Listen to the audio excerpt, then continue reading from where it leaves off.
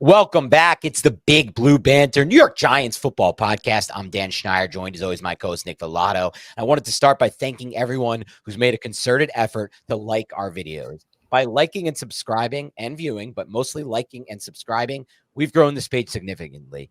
Nick did an excellent film breakdown on Elijah Chapman. That got over 10,000 views. We haven't seen a number like that since the Brian Burns trade video, but every video has been around 6,000. And the reason is the likes have doubled or tripled in every video. The likes are what push the algorithm. If you appreciate this show, if you enjoy this show, and it's free nature, please do us a favor, help us grow. All you have to do is hit like. It's like a quickest, easiest thing. I would hope that you can do this for us. It's going to take you 1.5 seconds. Click like right now. If you haven't already, click like. Make sure this is ingrained in your mind to click like every time. And we can turn this into a running joke because I'm going to be asking about this every time, like a feverish pitch that I'm asking at this end, Nick. Like it's like a schoolgirl or schoolboy. I don't want to be sexist, being like, oh, I got a crush. Well, my crush is the fans who like the video for us and help us push this through the algorithm. So without further ado, we're going to get into what's my favorite episode that we do basically all the time. From a consistency standpoint, there's nothing I enjoy more than the mailbag, to be completely honest, for a multitude of reasons I don't have to get into now, but I might get into on another episode. I want to dive right in, Nick. I want to maximize our time and get as many questions in as we can. So we start with Tree Ninja, who says, do you think the Giants should consider or keep Tommy DeVito over Drew Lock if they only keep 2 quarterbacks? Does he have more upside and potential as a backup based on what he showed last year? I'm going to say no. I think you roll with Drew Lock at this point. And I like Tommy DeVito, and I know Drew Lock has struggled, but Drew Lock just arrived to this system. We've seen Drew Lock be a capable and competent quarterback in the NFL. On the flip side of that, you've seen that with Tommy DeVito last year in this system as well. I understand the logic, but at the end of the day, the Giants went out and got a backup that was not Tommy DeVito, a quarterback who was benched against the Eagles late last season, right? And I know he's an undrafted rookie, but I'm going to roll with Lock on this one. I'm going with Locke. I think there's recency biased, and I'm not saying it's your fault here, but Locke's had a rough, I don't want to call it preseason, but he had a few snaps in his one preseason game before injury and a rough camp, and that's on the minds of Giants fans. But the reality is I've watched a lot of film with Tommy DeVito this preseason, and I'm not impressed. Look, Alex Tanney did a really good job racking up numbers and stats and moving the football with the second and third team offense. That's my expectation. It's a lot easier. We see a lot of quarterbacks put up good preseason stats. That hasn't been the case for DeVito. The offense is stagnant against Houston and the week before as well. Did not move the football, did not score points, and not too explosive in the pass game. Not blaming it all on DeVito, but I'm also saying this is a limited arm. And I, again, love the guy, love the kid, love the story. It's fun. He's from New Jersey. He's Italian. He's got moxie. He made some good stick throws into tight windows last year, and he actually produced in real NFL games. But guess what? So has Locke. He beat the Eagles last year, Drew Lock. The legit, when the Eagles weren't even dead at that point. He held his own. I watched the entire film in that Niners game against, at the time, was one of the best defenses in the NFL. He more than held his own in that game. So I'm going with Locke here as well. Ron Shecklin asks, the Giants wide receiver core has been getting a ton of hype, but I feel like the addition of Nabers just brings them up to a league average unit. Most teams have a legit wide receiver 1. Many have 2. Slayton might be a wide receiver 2, and Wandale and Hyatt seem like wide receivers 3s. Is this hype all that warranted? It is for me, because I don't look at this as, I guess, trying to find the word, and I'm not going to find it the same way. I'll just say the same way other fans do. I think a lot of people look at it like, here's the stats. This is how good a player is. I don't look at the stats. I look at the tape. I tried to, at least, and so do you, Nick. And these guys were good on tape last year. Hyatt had room to grow. I'm going to start by saying that. But it seems like a lot of the areas where he struggled in, route running specifically, and play strength, have improved this offseason. There were other areas where he excelled in film last year, extending away from his frame, understanding spatial awareness by the sideline, getting his feet in. Hands did not have a lot of drops last year, rising to high point catches, speed, general speed. Slayton, film's been great for a while, man. His separation rates, they're through the roof, and that is a good example of something a receiver can do independent of what's around him. Look, stats, they're dependent on the quarterback. I'm just going to be point blank. A wide receiver stat, we're going to look at a lot of receivers who play for Mahomes, Stroud, Burrow, a lot differently than we look at receivers who play for different type of tier quarterback. So no, I don't think the hype is unwarranted, but that doesn't mean I think they're going to change your mind this year, because quite frankly, that relies on the quarterback and the offensive line. Your thoughts, Nick? Yeah, I don't believe the hype is unwarranted. There is a true number 1 wide receiver here right now. And that in and of itself is something the Giants haven't had since they traded Odell Beckham Jr. And you have 2 young players, one who hit a speed bump earlier in his career with a torn ACL, who are coming into the system. Now, they don't have the veteran, right? People are maybe thinking that Allen Robinson might make this team, and I understand why. Darius Slayton is a veteran enough. I think this is I think league average unit is better than anything that we've seen at this point. I think you have a higher ceiling than that with the talent of Malik Nabers. So, no, I don't think the hype is unwarranted. Malik Neighborhood, with an unbelievable Twitter name, by the way, says, Dan, if you guys are still taking questions for the pod, now that we've seen Malik Nabers in live action, what do you think realistically? What do you guys think realistically his ceiling is? And I want to know what you think his ceiling is with Daniel Jones, but also with the projected better quarterback.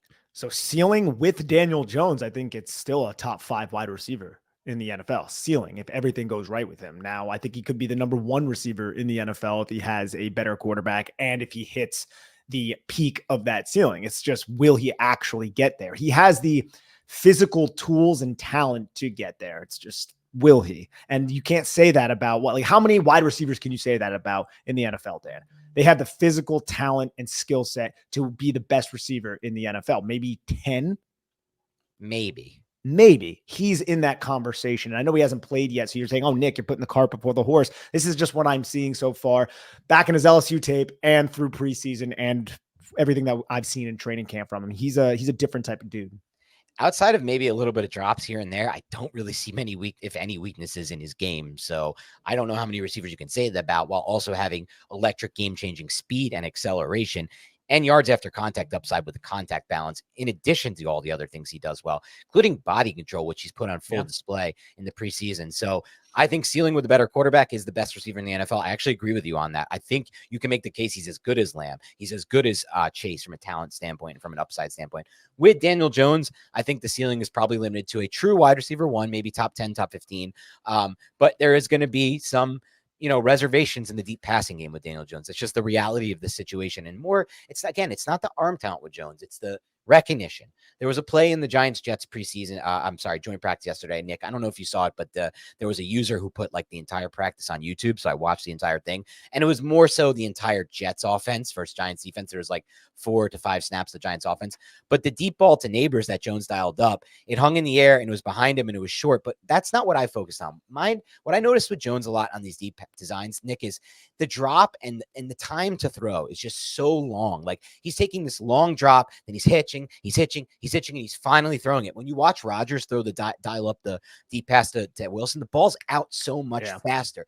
That's what it really is. Get the ball out. I don't deny your arm, because if he's recognizing this faster, it's not going to be underthrown because the ball's going to be out faster. But to be honest, his entire career, it takes him a while to get the ball out of his hands. You can argue with that. You could say it's the O-line. You could say it's Garrett. You could say it's this, but there's so much film that says otherwise. And I'm just going to stand on that. And that is what it is. And it's okay. Don't get so worked up about this. Don't be like, oh, he's hating on Jones again. It's the reality of the situation, and it limits a player like Nabers, but maybe that can improve. Hopefully that can improve. I saw signs of some improvement in the preseason game. The ball was getting out from Jones a lot faster than it ever had. But that play against the Jets was just an example, a flashback to my mind of so many of the times I've seen him take too long in the pocket to throw. Yeah, no, you're not incorrect, Dan. The ball does need to come out. I still think that the ceiling is, I'm trying to debate in my own head right now. Was I too aggressive with the top 5? If everything still hits. You mean without Jones or with Jones? No, with Jones.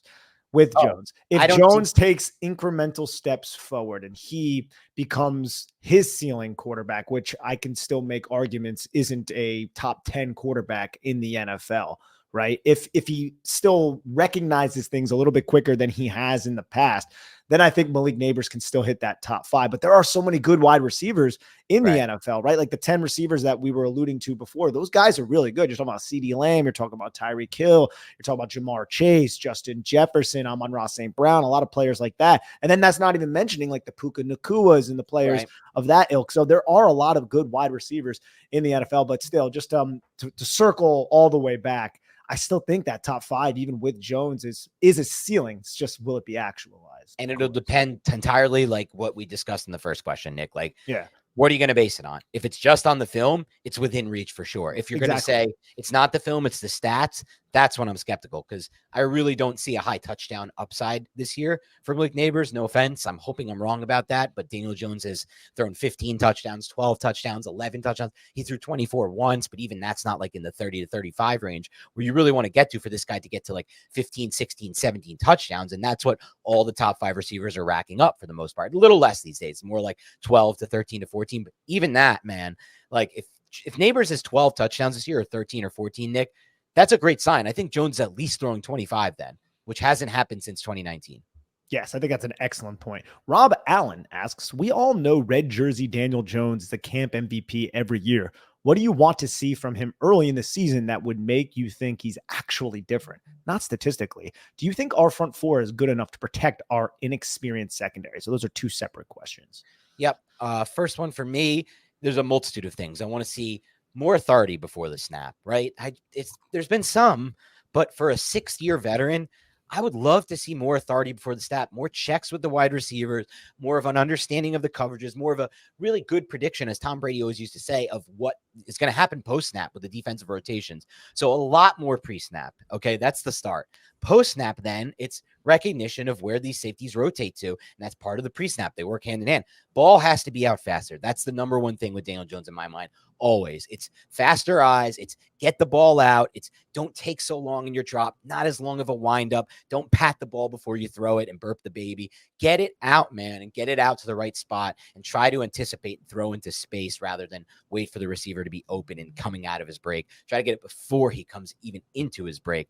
Those to me are the number one things. But if you want to talk some other things, it's better pocket feel. He improved that in 2022. So maybe the argument that people put on Nick, which is, look, he improved in 2022 because the offensive line was a little more competent.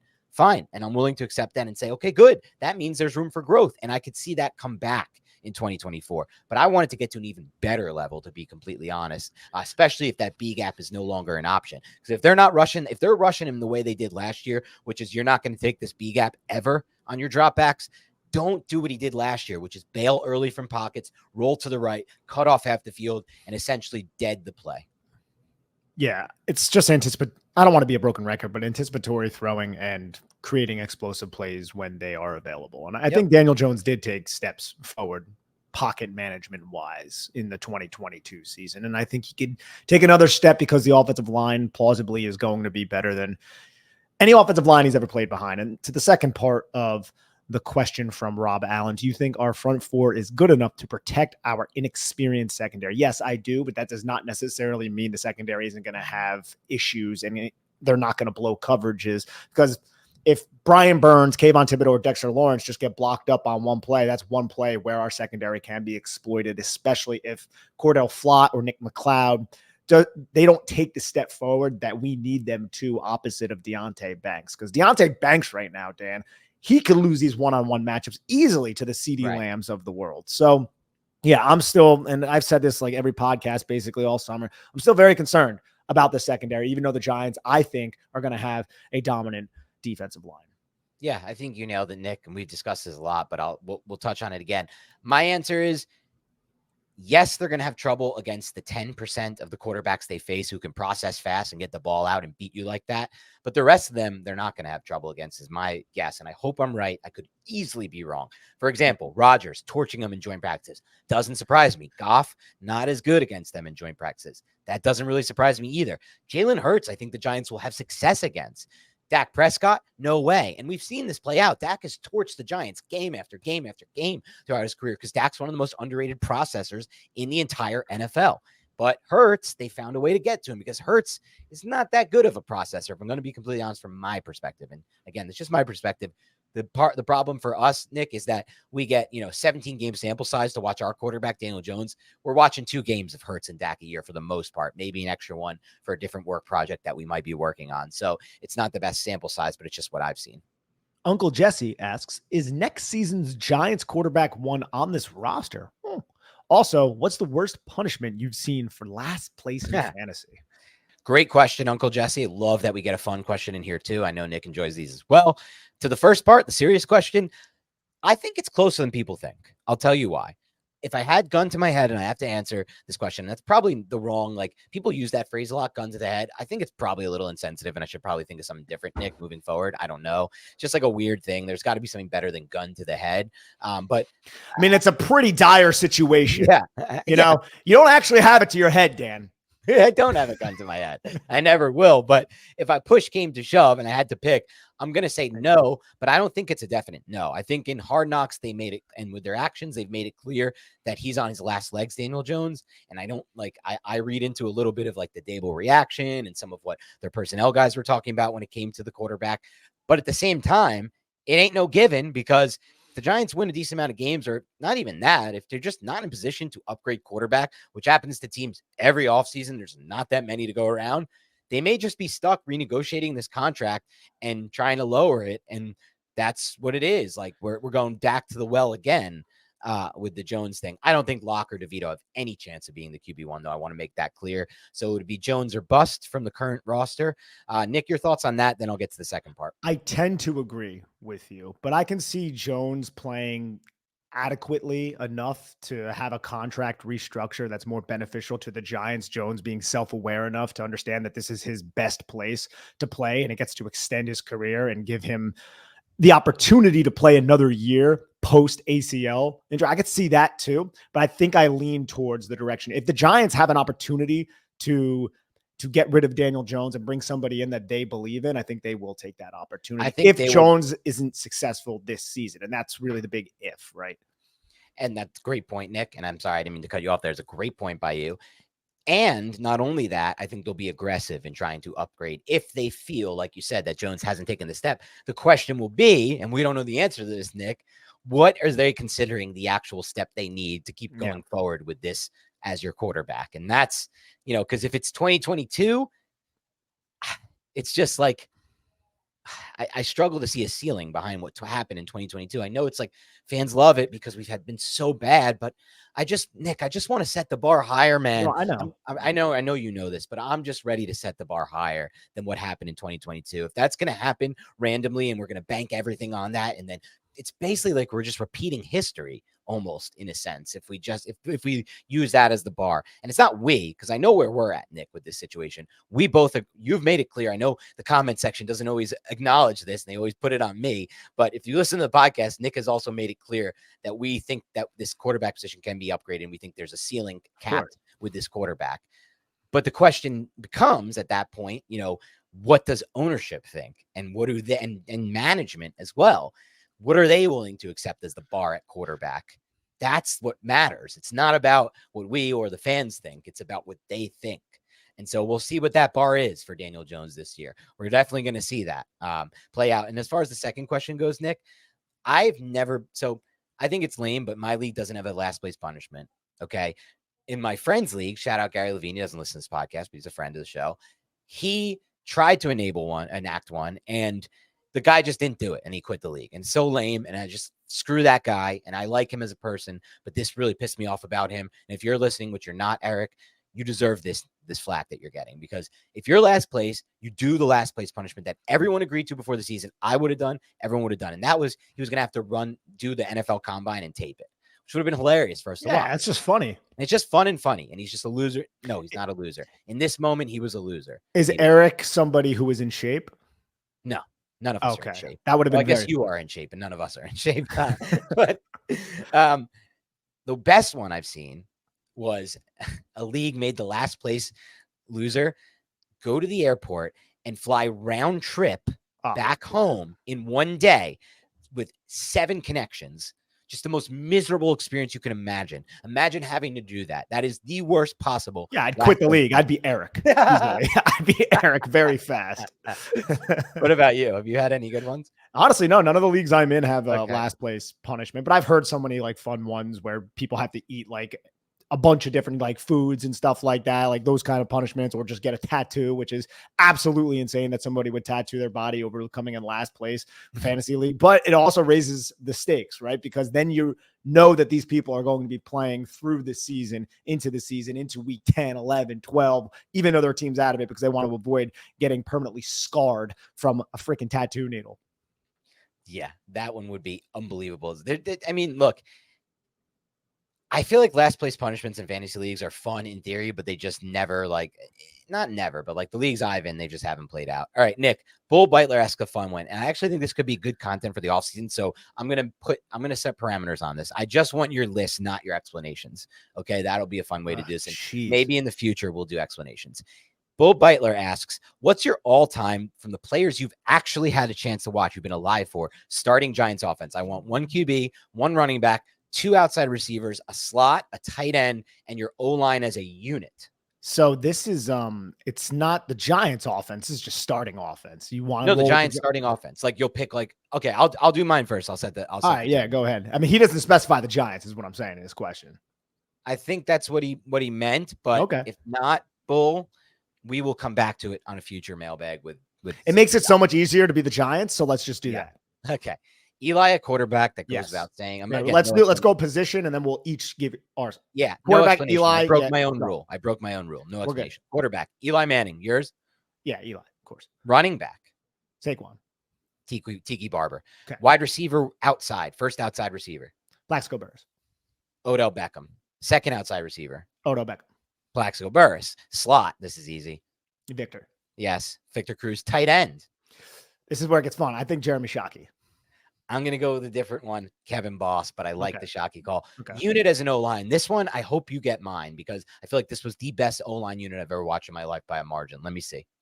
I mean, I missed a lot of the years, but it's going to be the Super Bowl years, one of the Super Bowl years. Not when it was for me. Kareem McKenzie, when it was Sean O'Hara, Chris Snee, David Deal, that offensive line. 07 would be my second, but 08 is my one. The year they were the 1 seed and missed the effed up in the playoffs because of plaques. But that was fun. That was a fun one. This one comes from Robert, and it's a really detailed one. Last mailbag, you guys talked about the traits you like to see from a prospect when drafting. Let's break it down with these: arm talent, anticipation, and pocket presence. Those 3. Put the current version of Daniel Jones into the most recent draft class and rank him against the rest of those guys on those traits. And Nick, I'm going to add this in. Let's just limit it to the 5 first-round quarterbacks. Okay, so and we start to watch all their film, by the way. So let's start with arm talent. I think Jones is probably last. I take his over Nick's. Nick's. I always forget about Bo Nix. I would take Jones over Bo Nix as well. Yes, but second to last on arm talent. Well, I don't know. JJ. No, I think I would take JJ. I would take JJ's arm talent. He's got more velocity. Yeah. So I think Jones would come in 4th there. All right, and then we have anticipation. I think Jones might come in. I mean, this is kind of a wonky question because like Jones is going up against NFL defenses, and I don't want to disparage Jones unnecessarily, knowing that he was going up against NFL defenses and short hashes and everything like that. So I just want to like preface that out there. Good point. Because like Michael Penix is ripping balls to like Rome Odunze from the far field, and Michael Penix had a great arm too, but like I think that's important context. But this is a fun exercise, and that's why we're doing it. Anticipation. So I think Jones might be 4th again. I don't know, man, because I see Bo Nix throw with pretty solid anticipation. He would be last, but I think you're right, though. This is unfair. He would be my last anticipation, but this is unfair. Though I will say this, based on his Duke tape, which we also watched, you did a whole evaluation. This was before Big Blue Banter. He would be last by far in anticipation on his. Yeah, I agree. Yeah. And that's an important thing to say. And then pocket presence. Look, Michael Penix was like never touched, it seemed like. Yes. At Washington. So it's a little bit difficult too, right? Daniel Jones getting his ass kicked back there. I think he'd be a little bit higher in pocket presence. I want to give him more credit for the pocket presence, knowing the situation that he's dealt with in the NFL. So I'm going to go with 3rd. So Caleb and Drake over him, I guess. I wouldn't take Drake. I would say like there's a mosh of just, well, it's a little weird, right? That one's weird. I would say that you could argue that everyone outside of Caleb is about the same as Jones, if not worse. Like I would take Jones's pocket presence over Jaden Daniels. McCarthy is the one I would argue maybe over Jones. Good point. The Duke tape. Mm-hmm. Drake and Jones are on the same page. Drake didn't have great pocket presence. Nix was okay. I felt like he moved a lot out of the pocket when he should have. Caleb was the one that just natural feel. I know people don't think that, but that's because that O-line was so bad. And you've seen it in the preseason. This dude has a natural feel for a pocket. Caleb is going to be so much fun to watch. Like if he was could you imagine breaking this kid's whatever. All right, let's move on. Oh, can you imagine if we had this talent on our team, dude? I know, it's crazy. Seize the moment asks, how many offensive linemen do you think we keep? Great question. And that is getting even more complicated in recent days and years, or not years, months with all these signings. Let's let's just try to hash it out like name by name, Nick. So Okay. Andrew Thomas, well, you could say I'll say a name and you say yes or no to if we keep him, and then we'll tally. Okay. So let's just do it this way. Andrew Thomas, John Runyon, JMS, Greg Van Roten, Jermaine Illuminor, 5. all definite keeps, right? That's Neil, I think, is a definite keep. 6. 6. I would say Azudu was a keep. 7. So you're at 7 already. I'm not sure. I say Stinney is more of a keep than Azudu. No, I think Stinney is a keep too. So I think you're already at 8, and then you start to get into the Jay Kubas's, the Austin Schlottmans, and I think they probably keep 9. I'm gonna go 8. I think those guys will be practice squad guys, Kubas and maybe Schlottman. I think Kubas will be a practice squad guy if the Giants are lucky enough to sneak him through. But Schlottman is a that's the one where I'm like, he's gotten so much first team run. He's been okay, right? JMS is dealing with a shoulder injury. You have Greg Van Roten to possibly play center if JMS does miss time. So you have that contingency already on your roster, but you might like Schlottman enough to just have his presence there to be that anchor behind JMS if something does happen to JMS. And the fact that if Kubas, they might not want to try to slip him through waivers, and they might just give him a roster spot anyway. So I'm going to go with 9 off of one of those, but I won't be surprised at 8. You made a good case, Nick. So I'm gonna change my pick to 9. Okay, Ken Ciaffredi says, as the season approaches, did you like that little Italian accent, Nick? I did. You actually nailed it, bro. What would you like to see from the Giants this season that would convince you that we are on the right track, aside from the obvious, which is winning games? Yeah, winning games, obviously, but I would say just a sustainable offense and a defense that isn't embarrassing, right? If the offense can just sustain drives and be competitive, if it's beginning of December and the Giants have realistic playoff aspirations and hopes, and we're going into like week 15 of, oh, we need to win this game, I think that's a win, right? And I think the Giants can realistically put themselves into that position with the talent that they have on this roster, which I still admit isn't quite up to where I want it to be, but I still think they made enough investments to rectify some of the areas of the roster that were freaking huge liabilities in 2022 and in 2023. So I just want to see a competitive team throughout the football season. That's what I would like, and possibly, a playoff bid. That'd be cool, but I don't want to get too greedy. Yeah, I'm going to get a little greedier, Nick, because look, with the new format of the NFL, nearly 50% of teams from each conference make the playoffs. So which is a lot in my opinion. I kind of want it to go back to 6. Yeah, and so grinding, and the NFL never will because they make more money off of this way. But grinding out to like the 7th seed and being in the mix at the end, it's like it's not what it used to be. And I don't want that to be the bar anymore. And I think we've spent enough at this point, and Shane's had enough time for it to be a little bit of a better bar than that. I want it to be more like the start of 2022 when they were 7-3 going into the bye or whatever they were. And I want that to carry over. I want 10-7 or 11-6 for me to really feel like we're on the right track. I love a great deal as much as the next guy, but I'm not going to enter a parallel universe or go through some elaborate labyrinth just to save a few bucks. It has to be easy. No hoops, no BS. So when Mint Mobile said it was easy to get wireless for $15 a month with the purchase of a 3-month plan, I called them on it. Turns out, it really is that easy to get wireless for $15 a month.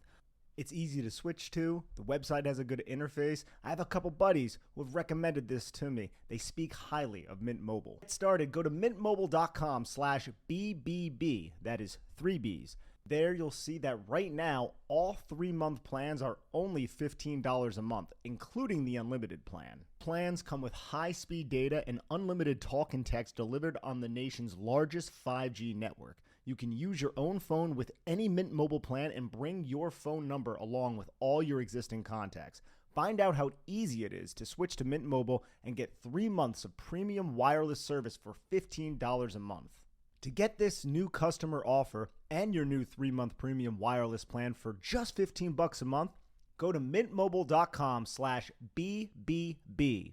That's mintmobile.com/BBB. 3 Bs, triple B. Cut your wireless bill to $15 a month at mintmobile.com/BBB. $45 upfront payment required, equivalent to $15 a month. New customers on first 3-month plan only. Speed slower above 40 gigabytes on unlimited plan. Additional taxes, fees, and restrictions apply. See Mint Mobile for details. You ever feel sluggish or out of focus? Are you stressed? Has your digestive system caused discomfort or flatulence like a certain co-host on this podcast during a live stream? If so, you should check out AG1. When I started drinking AG1 daily, I could feel a real difference in my daily health. I had more energy, I was better off at the gym, and I could focus on my work in a much more efficient manner. That's because AG1 is a foundational nutrition supplement that supports your body's universal needs like gut optimization, stress management, and immune support. Since 2010, AG1 has led the future of foundational nutrition, continuously refining their formula to create a smarter, better way to elevate your baseline health. Not only did I replace my multivitamin with AG1, but I love that every scoop also includes prebiotics, probiotics, and digestive enzymes for gut support. I recommend AG1 to all my family and friends because AG1 has a team of doctors and scientists that formulate around the latest science and maintains high quality standards within the industry. Even my friends have started drinking AG1, and they always tell me how energetic they feel and how it's helped them out at the gym, and also it's helped them manage their stress levels. That's why we're happy to have AG1 as our partner. If you want to take ownership of your health, it starts with AG1. Try AG1 and get a free 1-year supply of vitamin D3, K2, and 5 free AG1 travel packs when you first subscribe. Go to drinkag1.com/banter.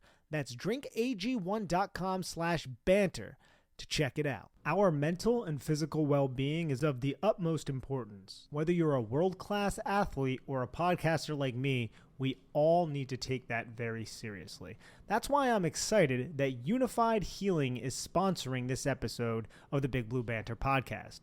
Unified Healing is a new and super innovative global network of wellness centers powered by Energy Enhancement System, or EE System. If you haven't heard of the EE System yet, you'll want to listen up. This technology promotes wellness, deep relaxation, purification, and rejuvenation. Whether you're here in New York, New Jersey, Arizona, if you will, or hundreds of other locations across the globe, access to a center is easy and affordable. Interested in experiencing the EE System technology for yourself?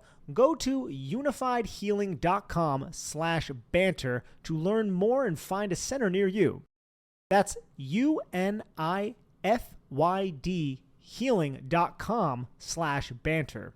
No material or testimonials on the Unified Healing website are intended to be viewed as medical advice or a substitute for professional medical advice, diagnosis, or treatment. Always seek the advice of your physician or other qualified healthcare providers with any questions you may have regarding a medical condition or treatment. And before undertaking a new healthcare regimen, include EE System.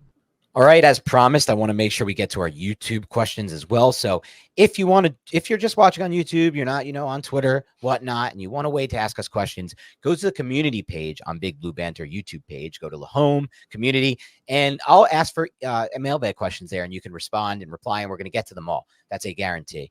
So maybe not on this, but on another one. So P Thunder 33 asks, realistically, what does Daniel Jones have to do in 2024 to stay on the team next year? He will still have a cap hit of $41 million in 2025, and there are no more outs in the contract after this year. I'd say if he can bring us back to the playoffs, we might actually keep him and use him as a bridge for whatever quarterback we draft. But even then, I'm not sure he's worth the money in 2025 and the dead cap in 2026. Would a contract negotiation then be on the table? I would love to hear your guys' thoughts. Yeah, I absolutely think the contract negotiation or renegotiation could be on the table. I brought it up a little bit earlier. It's in the best interest of Jones, right? Especially if Jones doesn't ball out this season. And it does seem like the New York Giants like Daniel Jones, but they don't love him, as we saw throughout the offseason. So I think that would probably be the best course of action for every party involved if Jones doesn't have incredible success and take huge strides in his development. So that's where I'm at now.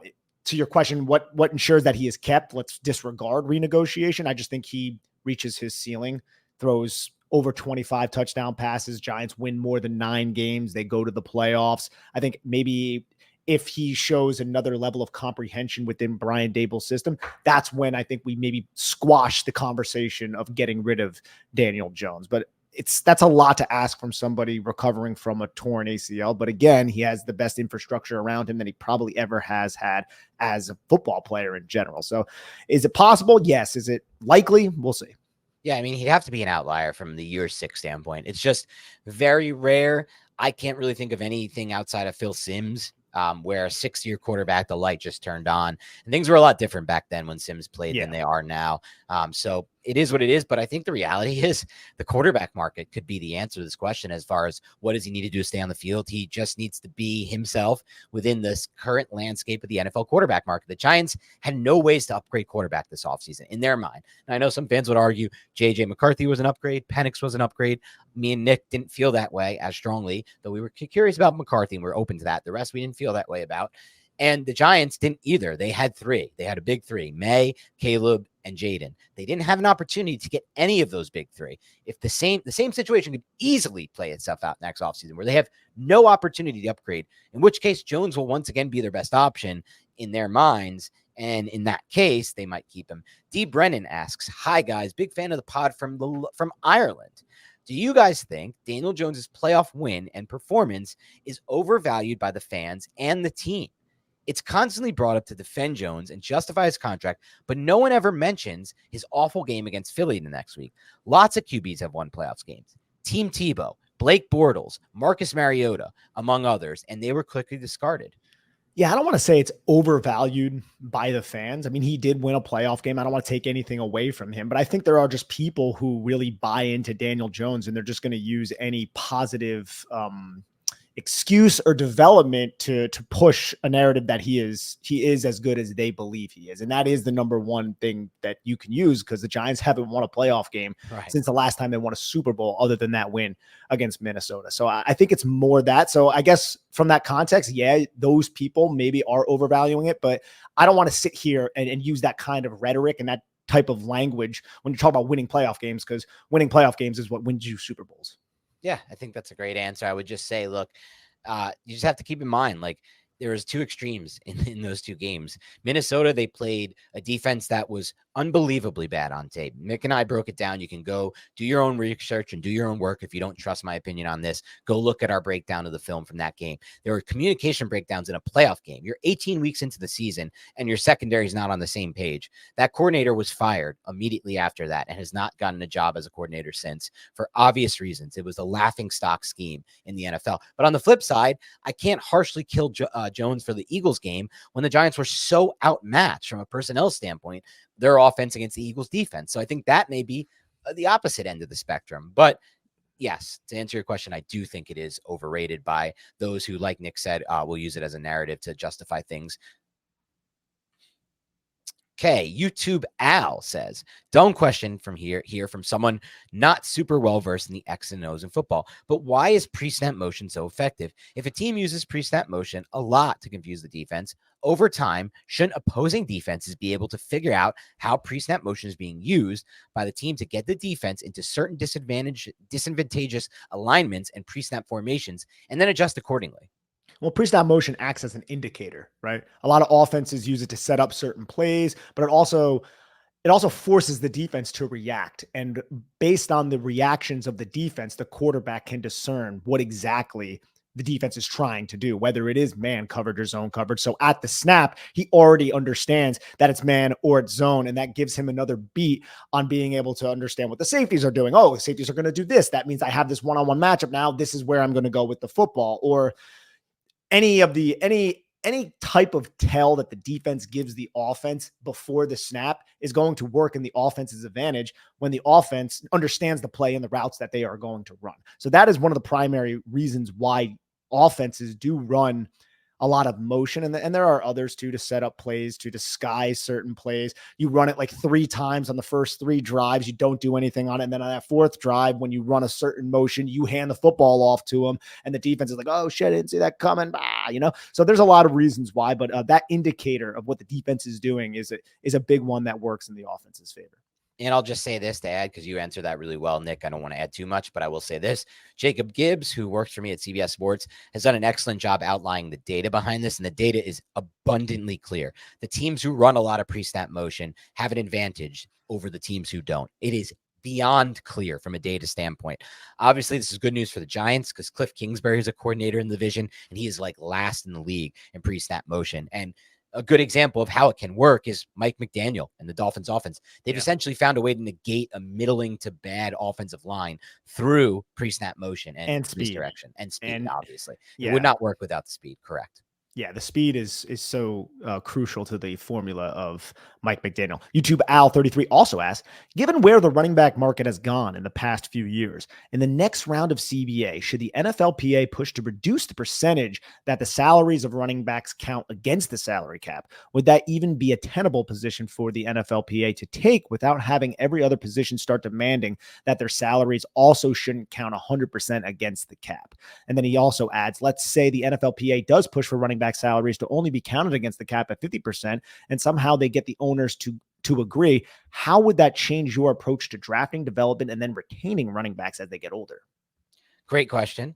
I'll start by saying, to answer it, it's not going to happen because of what you said. It would be a slippery slope, and other positions would start to want this. And that's just not going to, NFL's just not going to let this happen. The owners are just simply put not going to let this happen. Not because they can, not because, it's the right thing to do. It's because they can. They have the leverage. They have the leverage in these CBA negotiations. They will never give that up because it means more money from them.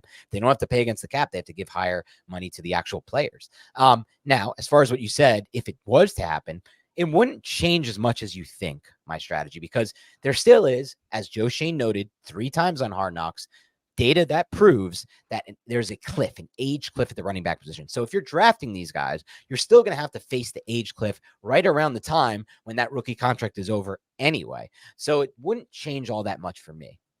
It wouldn't change all that much for me, but I would also need to see a couple years how other teams are using it. Like I don't put a ton of thought into this specific question, but it is a very insightful question. But I think, Dan, your response is spot on about the injury cliff. I'm just wondering if that would change how teams use running backs, right? Like, would we see a lot of just throw so much wear and tear on this run? Probably, because the age cliff catches up, but then it's like, what came first, the chicken or the egg type of situation.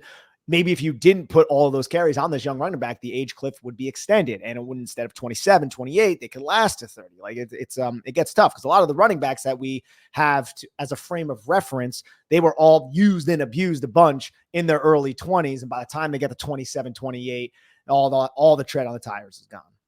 You nailed it. Okay. Gav Reed asks, oh boy, a mailbag. Yay. Love the work you two do. I got 2 questions. The first is, how high of a ceiling do you think John Michael Schmitz has? The second is, how confident are you in our linebacker room?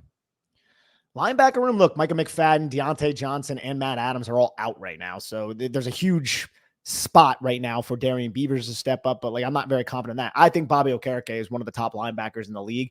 I think it's wrong that he wasn't in the Pro Bowl conversation last year. I'm not sure if he was in the conversation, but I'm pretty sure he didn't make the Pro Bowl. I think he is that good of a football player. So I have a lot of faith in that. I don't love the depth behind him. I don't even know where to really put Isaiah Simmons at this point. So I'm a little weary about the linebacker situation when it comes to the New York Giants. And then the other question was JMS's ceiling. I think he has a ceiling to be a top 10 center in the league, maybe a little bit higher than that. I don't know if he has this. I don't think he has the ceiling to be a top 5 center. Like you're talking about, like the Frank Ragnows of the world and players like that. I don't quite think JMS is in that echelon of player, but top 8. Yeah, I think he can get there, but that's a ceiling. Will he reach that?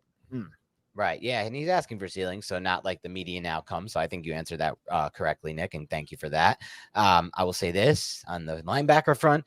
It's becoming a bigger worry than I think fans are talking about. Yeah.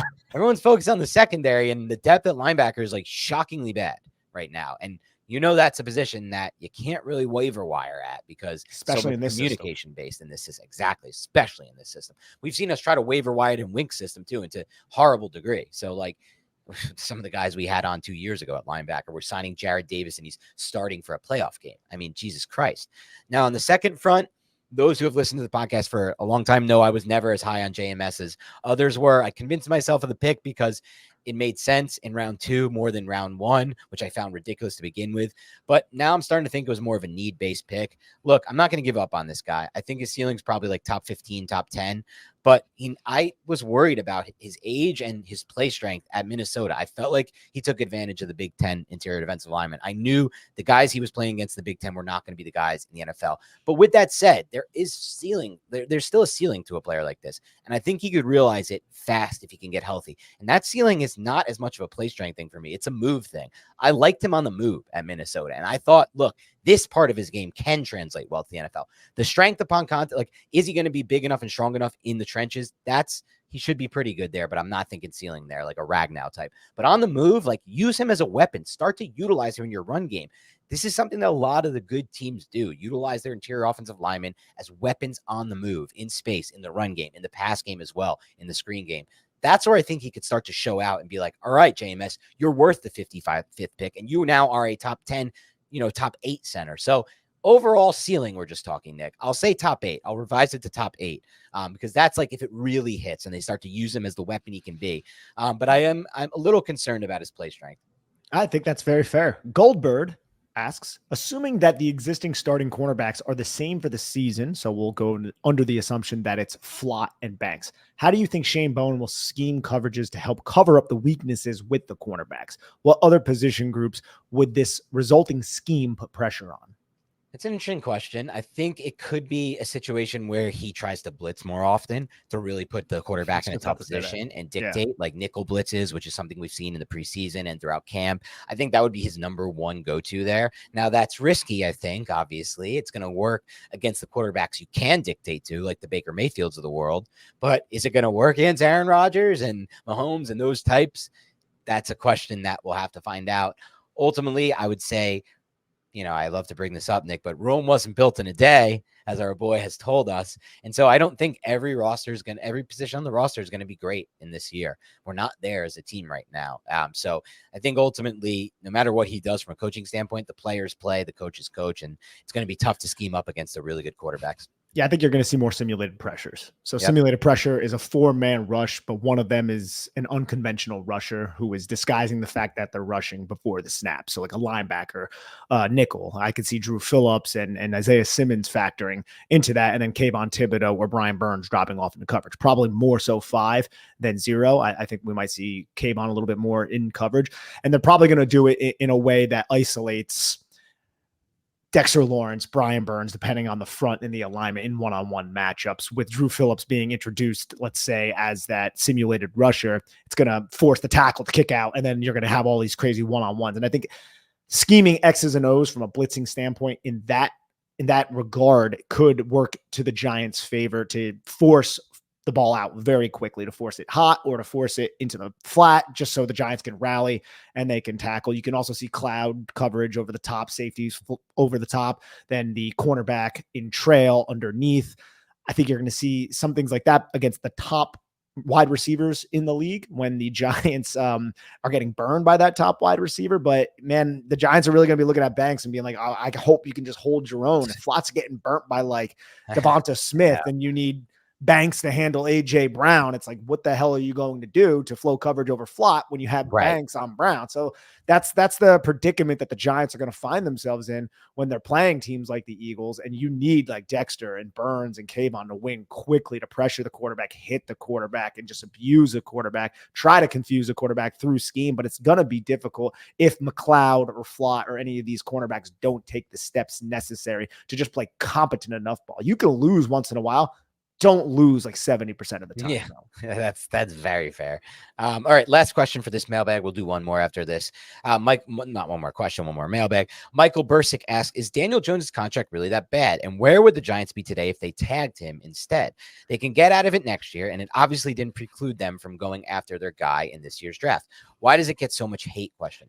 I just think it gets so much hate because $40 million is a lot, and Daniel Jones hasn't necessarily proven that he is worth that much money. Where would they be right now if they ended up tagging Daniel Jones? So let's say they tagged Daniel Jones, he got hurt. I think they might have brought Daniel Jones back again.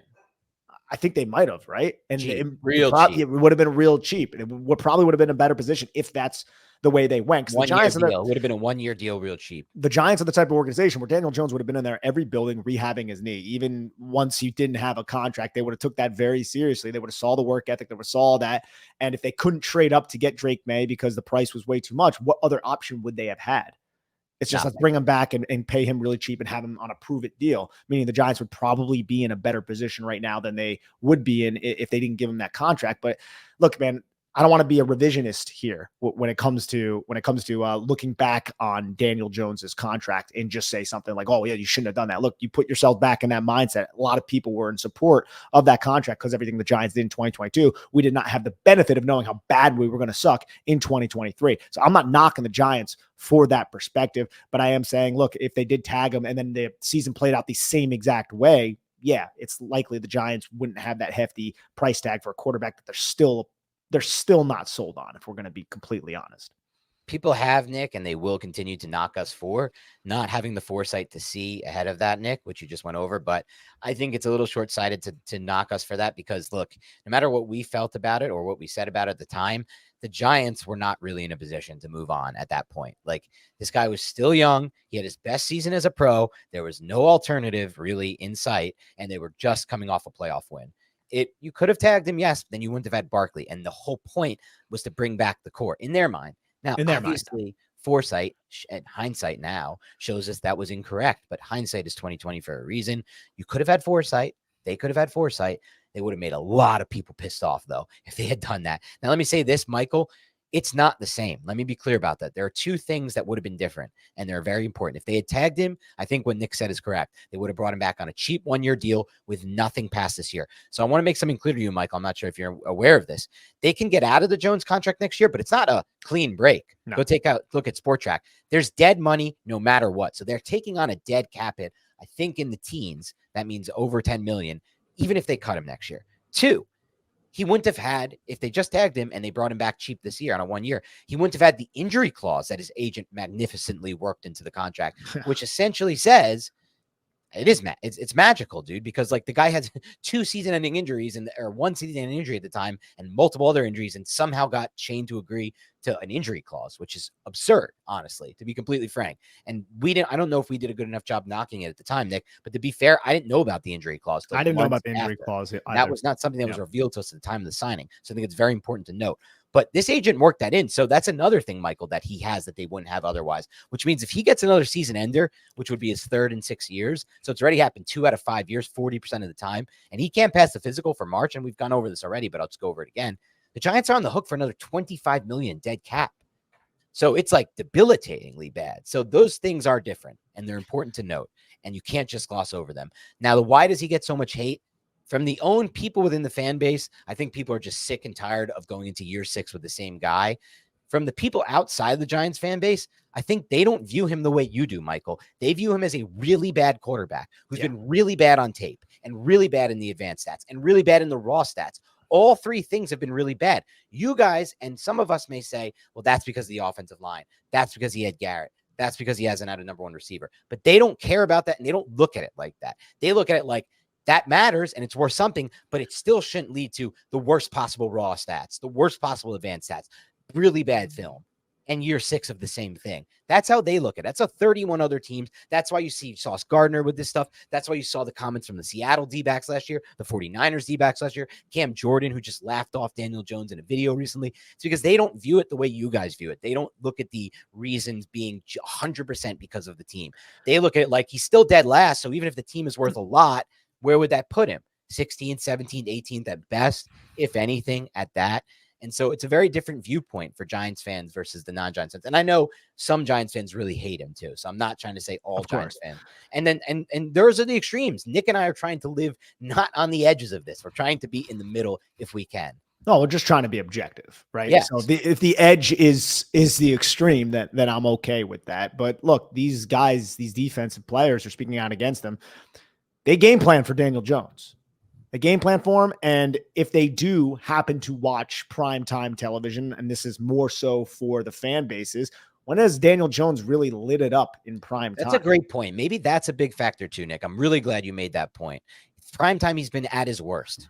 It's just, and you can blame all of those factors, and you know what? There is merit to that, but at the same time, they haven't seen Daniel Jones throw the 5 touchdowns against Washington. Honestly, Right. Giant fans haven't seen that often because he doesn't do that, and that's just the objective truth as well. So it's yeah, I mean, you could boil it down as simply to that, right? Like the people who are outside the fan base, analysts who don't like him at all. Really, you can't find a single analyst who defends him outside of the Giants sphere.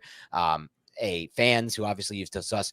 They might look at it as simple as this guy hasn't thrown 3 touchdowns in a game since 2019. That's almost a half decade ago. This guy hasn't had a 275-yard passing game in consecutive games since 2020. And Tyrod just did that. Both those. DeVito threw for 3 last year, and Tyrod did 275 in back-to-back games last year. Dude, that's crazy. Yeah, he hasn't thrown 3 touchdown passes since that's his what Orlovsky rookie said. season. Yeah, and he's only done it.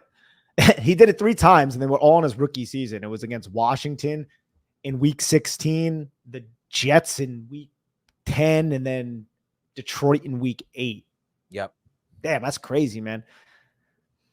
And that's the reality of the situation. Same thing with the 275-yard passing games. This guy's averaged 208 yards passing in his career. That's a real number. And again, this is what fans outside the organization look at. So if you're wondering why, this is the reason. Now, it doesn't mean it's justified. Doesn't mean they're right and you're wrong. It's just the reality of the situation. It's not that crazy to me that people would look at this like, why is a guy starting in year 6 for a team with this resume? Exactly. And it's unfortunate, but at the same time, like, the ones who are Daniel Jones stans, although I disagree with a lot of what they say, like when you say, oh, he doesn't have an offensive line, it's like, yeah, they're right. Yeah. Everything they say is still right. Exactly. Yeah. It's like, you're right, but there's still other, like you shouldn't be evaluating your quarterback just on those variables. There are so many other things that you can evaluate your quarterback on that have to do with his skill set. He's still playing with professionals. Yeah. A lot of them were bad professionals, but if you were to put Joe Burrow or another quarterback behind those offensive lines, there are plays that would happen that you just do not see with Daniel Jones behind those offensive lines. But now the hope is with Daniel Jones as your quarterback is with a better offensive line. It's going to elevate his game. That just says, though, that he isn't the type of quarterback who is going to elevate those around him when the circumstances around him aren't ideal. And that's a problem for a lot of Giant fans. And I completely understand that perspective.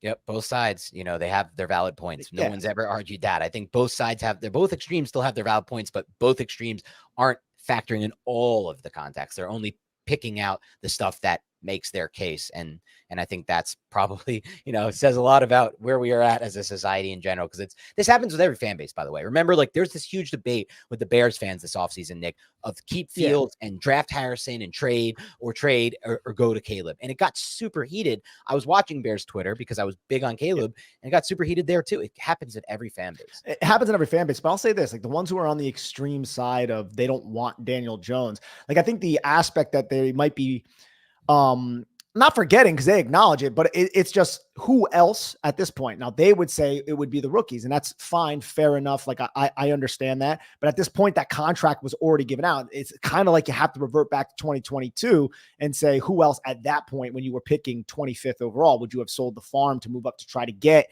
a CJ Stroud or a player like that? Like in hindsight, hell yeah, you would, but I don't know if there would have been a lot of teams selling to jump back all the way to pick 25 or wherever the Giants were selecting. So it's difficult to find the remedy because Daniel Jones is adequate enough to win 9 games if everything goes right for you. Right. Like Jake Fromm isn't, there's a lot of quarterbacks who aren't. So that would be, but to speak for those extremists, we want to call them that again, though, it's like, maybe you went the Baker route because the Buccaneers did that and it worked out for him. So it's like, do you want to actually hitch your wagon? I think another thing that's lost is the type of respect a quarterback like Daniel Jones has in the locker room, which is real. And I saw that shit at training camp, dude. Like when I was at training camp, like little things like Jalen Hyatt, just like Daniel Jones was interviewing, so Jalen Hyatt just like running over and like flicking his back of the ear and stuff like that. And then just like, playing around. It just seems like everyone loves this guy. So I think that's another factor that definitely works in his favor is the work ethic and his personality, albeit not bombastic at all. It doesn't really scream, hey, I'm an excellent leader, but obviously he is a leader in the locker room, and it does seem like a lot of people are I showing think him it's one of his respect best and traits, yes. honestly, his leadership, Yes. his willingness to put his body on the line for his teammates, and his work ethic. Those are his 3 best traits that I've seen from a consistency standpoint. He's flashed some other traits at times, but for just like what he's been able to do day in and day out, year in and year out, it's been those 3 things: leadership, putting your body on the line for your teammates, and your work ethic. Yeah. So I understand people want the ceiling. I don't know if the ceiling was there, but hey, eventually we'll see how this 2024 season rocks for Daniel Jones. And if it's not good, then the Giants can get out of it if he doesn't get injured. I just hope through it's the fun, season. Nick. I just hope it's fun. Yeah. Just throw the ball down the field.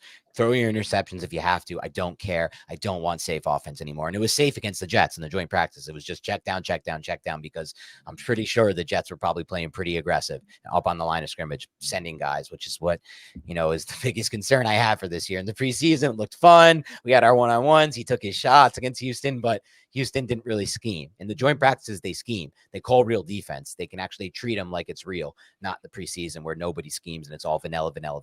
How many times before we get out of here are we going to see a tight end screen to Theo Johnson in week 1 against Brian Flores? Give me at least 2 against Brian Flores. Over under 1.5. Take advantage of his aggressiveness, please. All right, we'll wrap up there. Thank you again for tuning into the Big Blue Banter podcast Mailbag Part 2. Part 3 is coming as well. Please like and subscribe. Have a great rest of your night, and we'll talk to you soon.